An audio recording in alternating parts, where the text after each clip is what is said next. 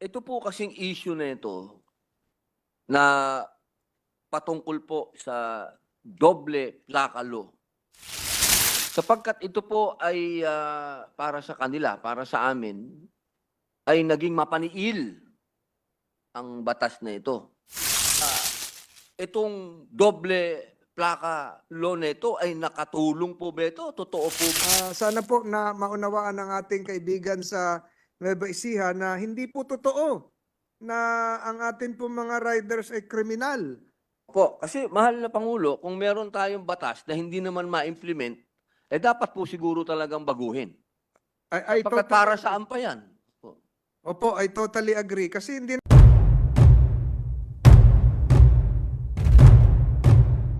We're ready, Mr. President. Maraming salamat po, Ginoong Pangulo at sa ating pinunong mayorya. Kung mamarapatin po ng ating hinahangaan at magaling na senador, Francis Tolentino, ako lamang po ay may mga katanungan patungkol po sa kanyang panukala. Kung ito po ay mamarapatin ng ating kaibigan. Yes, Mr. President, willingly. At tayo po handang sumagot sa ating ginagalang na senador buhat sa Nueva Ecija and the Bicol region, Mr. President. Maraming salamat po. Ito po kasing issue na ito na patungkol po sa doble plaka law. Ito po ay nagkaroon ng usap-usapan sa mga riders, sa mga katulad po natin na nagmumotor. Sapagkat ito po ay para sa kanila, para sa amin, ay naging mapaniil ang batas na ito.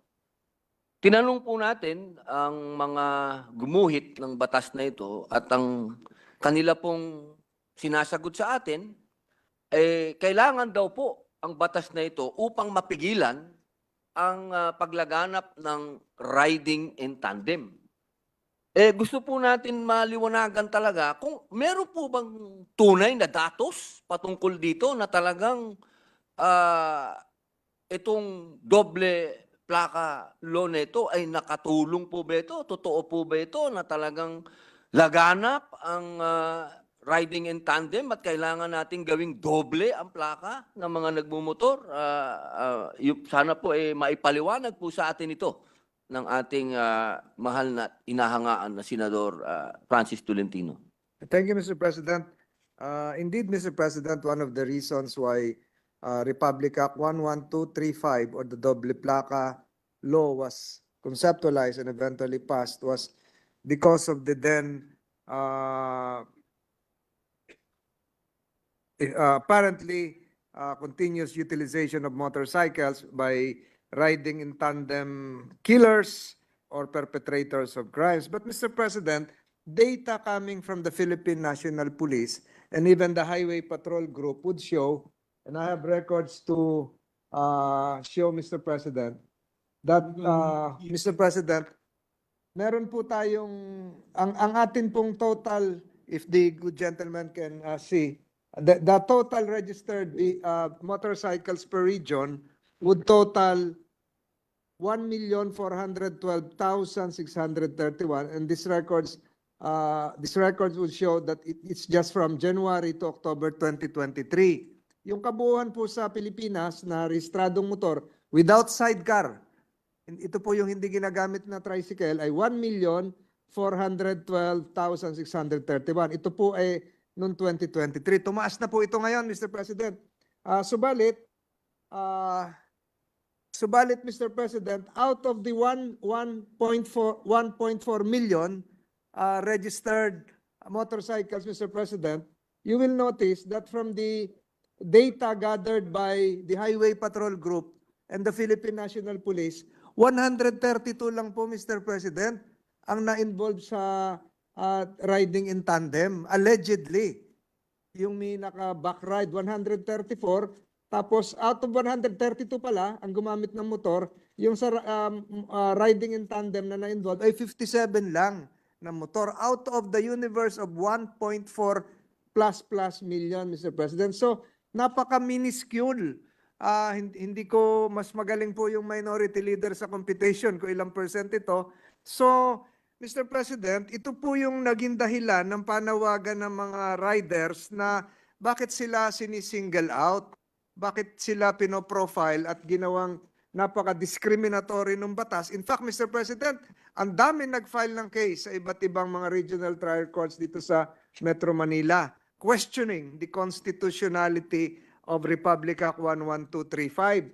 So, out of 1.4 million, 57 lang, Mr. President, ang involved. At napakababa po nun, Mr. President. Sana po na maunawaan ng ating kaibigan sa Nueva Ecija na hindi po totoo na ang atin po mga riders ay kriminal.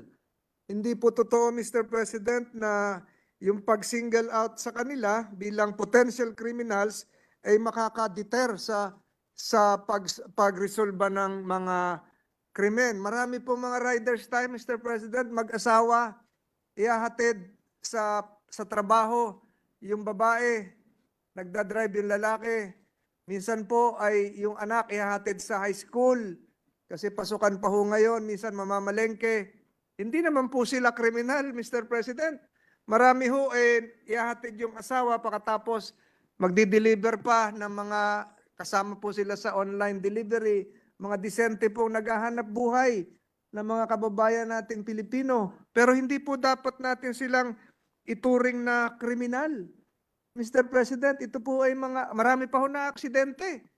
Kung makikita nyo, kahit madaling araw, dahil po sa kakulangan natin sa effective or efficient means of transportation, they resorted to buying motorcycles. Hindi po sila kriminal, Mr. President. So, ito pong datos nito ay magpapatunay na napakababang bahagdan ang naging riding in tandem buhat po sa datos galing po sa Philippine National Police, Mr. President.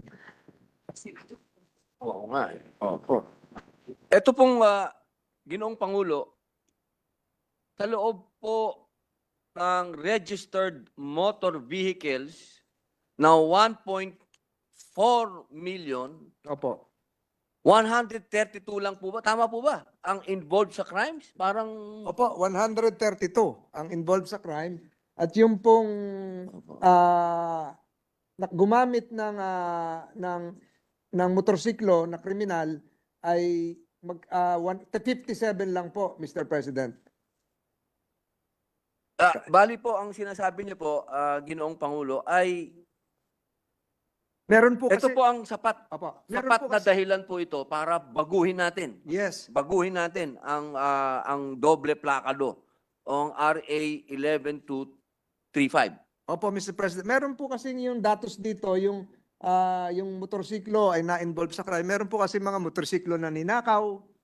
Meron po mga motorsiklo na hiniram na hindi na sinuli. Yung direct participation po na riding in tandem, Yung right ilan lang po? tandem ay 57 lang po, Mr. President. 57? Opo, 50. Sa 1 million, 1.4 million, 57 lang ang involved, Opo. pero nagkaroon po tayo ng mapaniil na batas. Yun na nga po. Naku. Kaya nga po ang hinagpis ng ating mga rider ay mabago yung batas dahil ito po ay mapaniil sa kanila and they were profiled, they were discriminated upon, and it resulted into several cases. And Mr. President, idagdag ko rin na dahil po dito, ang Land Transportation Office ay sinuspend yung implementation ng batas na ito, yung IRR ng batas na ito dahil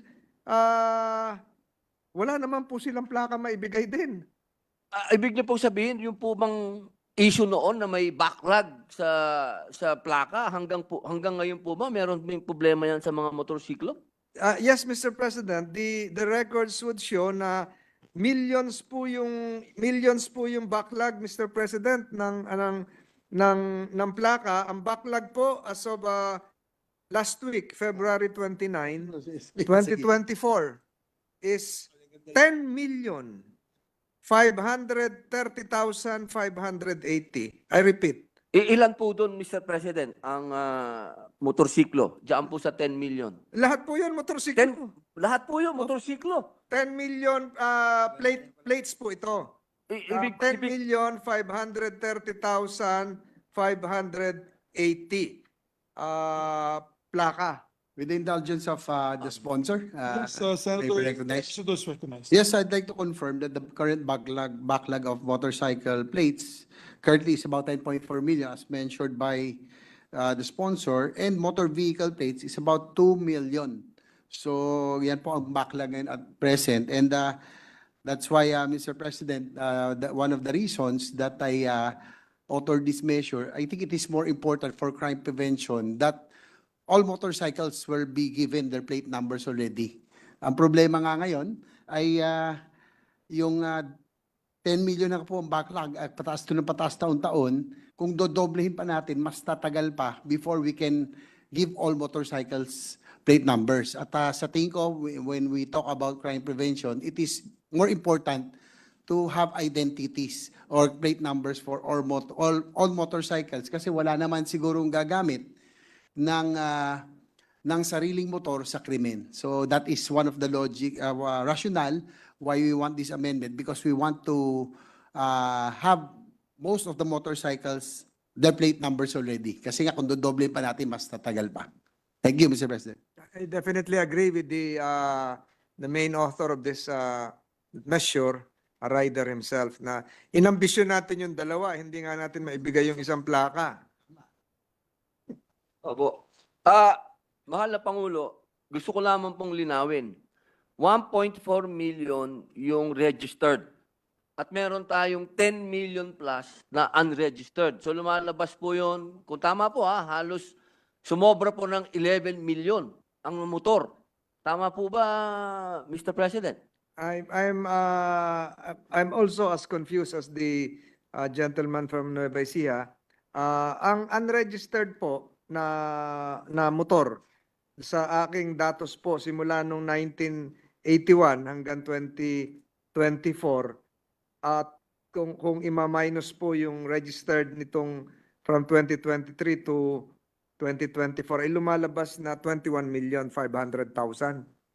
Ganong kalaki po, Mr. President, ang hindi rehistradong motorsiklo sa aking datos po, Mr. President. And this can be corrected by marami kasi, Mr. President, na nag-register nung una pero eventually nung pandemic hindi na rin nag-register. So lumobo po talaga yun, Mr. President. Yung iba naman hindi na nagrehistro kasi isa po sa dahilan ay yung napakagulo na ho nung proseso. Ilan ba talaga ang plaka? Isa o dalawa? So, nawalan din po dito ang gobyerno ng revenue kasi hindi na rehistro yung marami. Plus, it is more attractive for criminals. Mas lalo pong naging mitsa ng mga criminally minded kasi yung kasabay nila sa kalye, walang plaka, wala na rin silang plaka. So how can law enforcers themselves really monitor what's going on in our busy thoroughfares, Mr. President? Mahal na Pangulo, meron lang po akong tanong. Kung ganito po yung nagiging suliranin patungkol sa registered, unregistered, may plaka, may backlog, ano po ba ang status ng doble plaka law ngayon? Ano pong status nitong law na ito? Kung Opo, ganito. Thank you, Mr. President. As I have mentioned, since July 1, 2020, the Land Transportation Office issued a memorandum deferring the implementation of this law.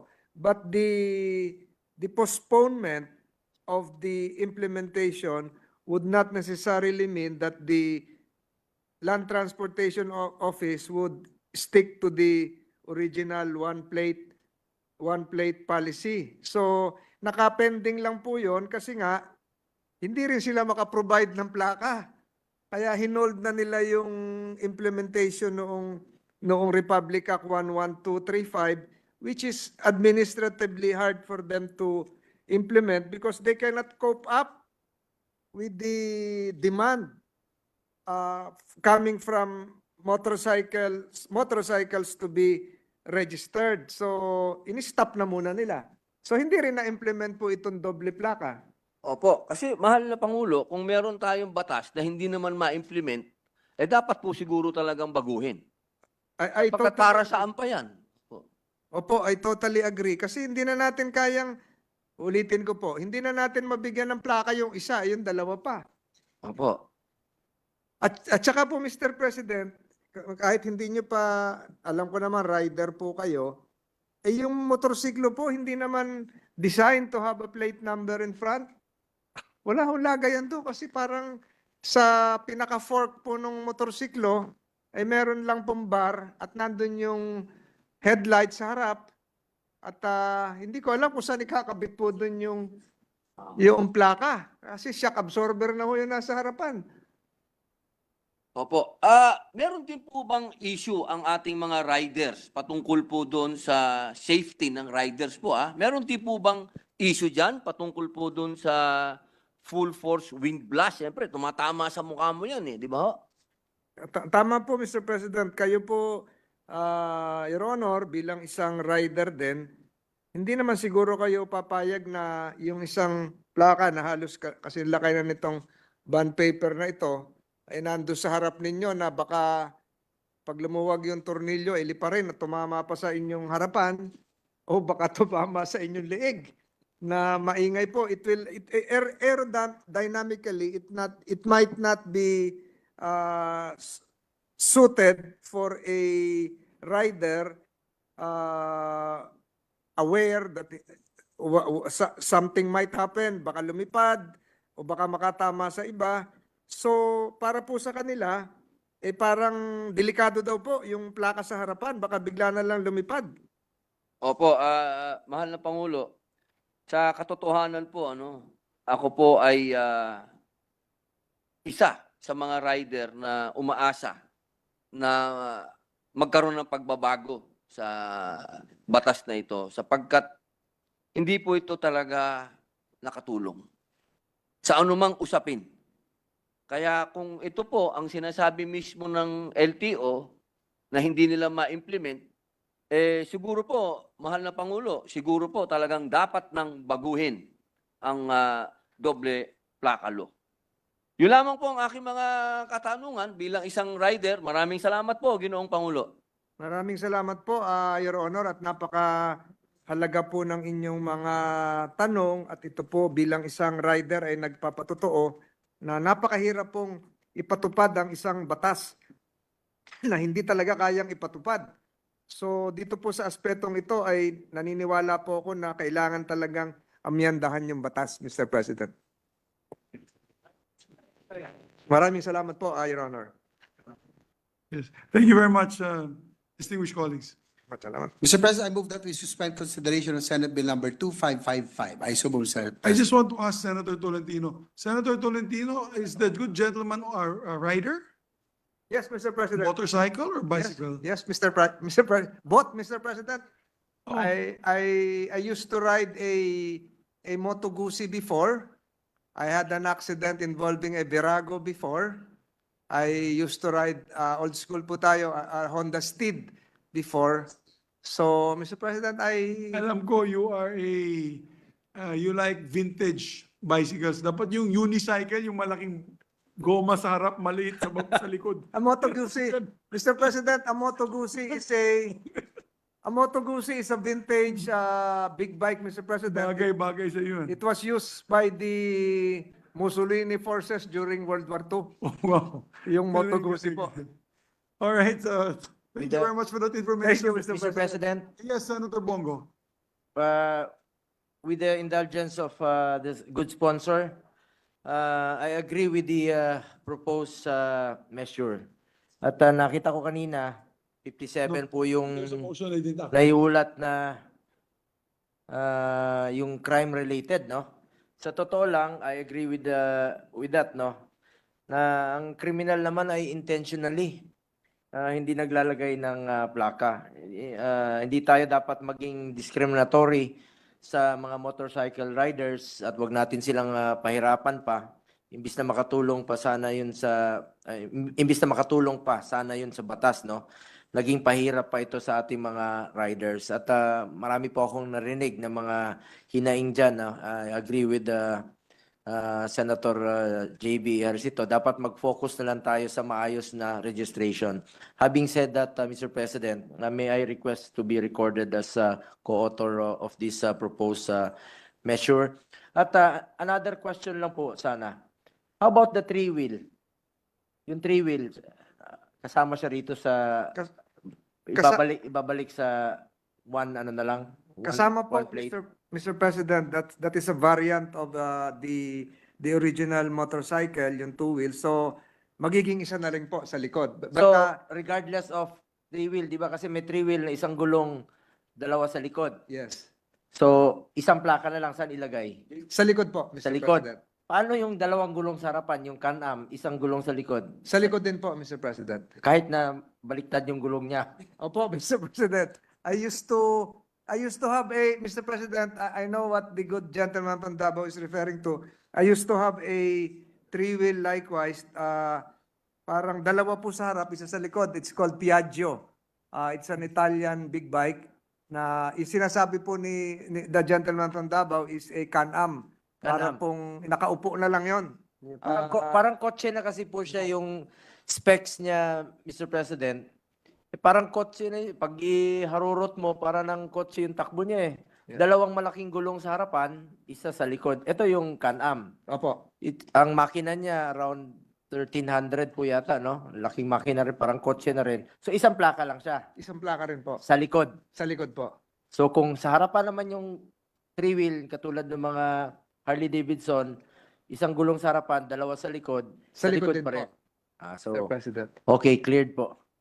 Salamat po, Mr. President. Thank you. We're more than willing to have the good gentleman from Davao as a co-sponsor of this measure, Mr. President. Thank you. And we'd like to recognize once again Senator Robin Hood Padilla. Opo, mahal na Ginoong Pangulo. Meron lang pong phone-in question ang ating mga riders.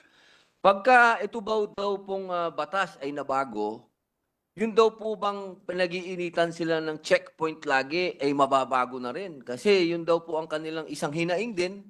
Lagi daw po silang biktima ng checkpoint. At yung mga checkpoint daw po, madalas ay ang tinatanong yung tungkol dyan sa plaka. Opo.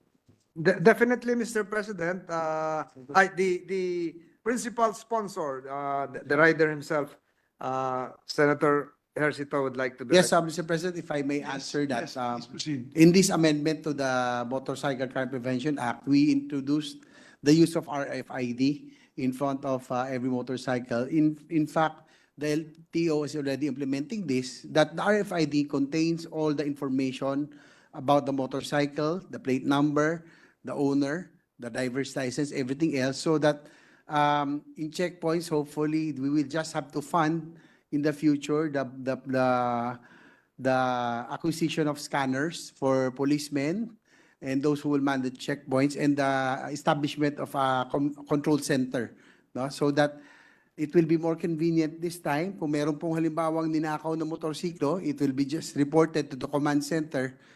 Magre-red alert na po yun. Pag-scan po nun, makikita kagad. And also for the riding community, kasi minsan nakakaawa po, no? Talagang they feel the discrimination every time there's a checkpoint. All the four wheels mostly pass, talagang dumadaan na. Pero pag mga motor, minsan 30-40 minutes po silang nakahold, no? Chine-check po lahat ng documentation, OR, CR, license. So it is very inconvenient. At the same time, kawawa din yung law enforcers natin, nakakaduling hong magbasa ng ORCR at lisensya ng napakaraming motor. So hopefully, with the introduction of the RFID system, this will make it more convenient for law enforcers who are manning the checkpoints. It will be anti-discriminatory also for riders. So kasi pag ginanon yun, pag green, go lang ng go. So yung may problema lang, yung pagpupula, that will be the only motorcycle or vehicle that will be stopped. So yun po yung introduction po natin, yung RFID system. Thank you. Okay, maraming salamat po uli sa ating mahal na senador, Senator JB. at Senator Francis Tolentino. Maraming salamat po, Ginoong Pangulo. Maraming salamat, Mr. Senator. President, I agree sir. with Senator JV, no? Yes, Mr. Chair. Kawawa naman. Ako nakikita ko talaga checkpoint, ang haba dyan, nakapila sila. Tapos yung iba may bit-bit pang mga bata, no? Nadidisturbo talaga yung mga law-abiding mga motorista natin. Maganda po yung suggestion na through RFID na po. Nakita naman natin ngayon sa mga skyways, mabilis na. Ang atin dito is maging convenient po ito sa ating mga motorista. At ako po'y naniniwala na yung 57 dyan na mga kriminal, kung meron ka talagang criminal mind at meron ka intention na krimen, hindi mo ilalagay yung plaka mo eh.